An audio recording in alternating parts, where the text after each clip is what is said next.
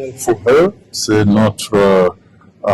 plateforme pour rendre le milieu du basketball et l'industrie du sport en général accessible aux femmes et aux filles. Avec ce camp de moins de 23 ans qu'on organise pour la deuxième fois, l'année dernière c'était à Kigali, où on rassemble une vingtaine de joueuses qui viennent d'une dizaine de pays qui ont été sélectionnés à la suite de camps de sélection où nous avons envoyé notre staff pour travailler avec les fédérations dans ces différents pays, pour amener des groupes de jeunes filles, travailler avec eux sur 2 jours, faire des tests sur le terrain,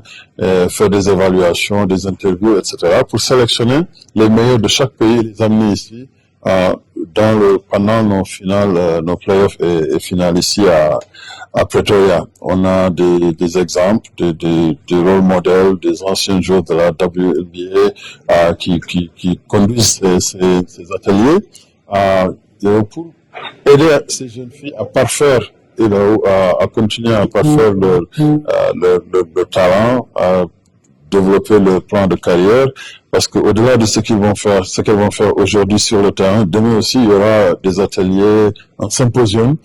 pour leur parler des opportunités de carrière dans l'industrie du sport, en tout cas la Basketball Africa League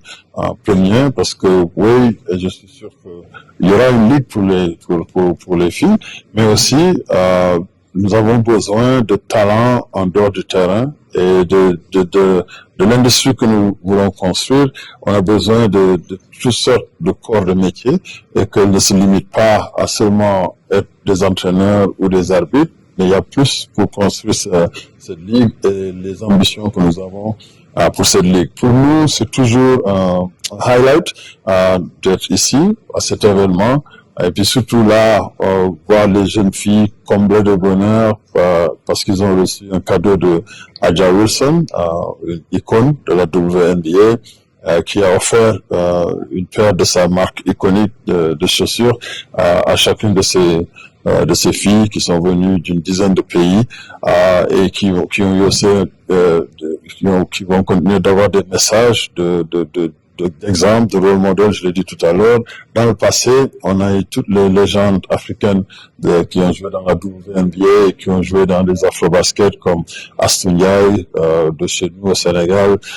Clarisse Mashangwana, Mawadi Mabika qui est du Congo, qui a gagné plusieurs titres de WNBA avec les LA Sparks, et puis Amsatou Maïgaba et bien d'autres